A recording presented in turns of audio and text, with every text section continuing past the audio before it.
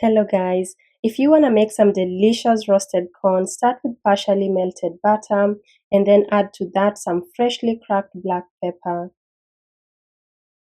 a little bit of red pepper flakes for spice, but if you don't want this, you can omit the red pepper flakes.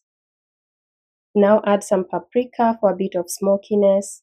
I'm using about half a teaspoon of everything here, a little bit of salt,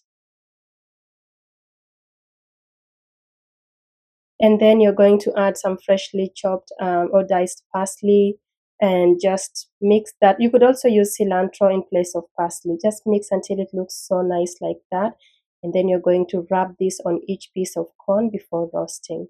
So grab your piece of corn. If it's watery, pat it dry so that the seasoning can hold on to it nicely, and then just brush this seasoning all over each piece of corn. Make sure each and every kernel is covered and set it on a lined baking tray. Do so with all the pieces, space them out nicely, and roast at 400 degrees Fahrenheit for 35 minutes. Flip them about every 10 minutes, and your corn will be ready. It smells amazing and it tastes really good.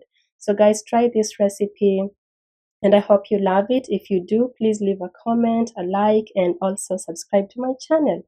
Thank you very much and bye bye.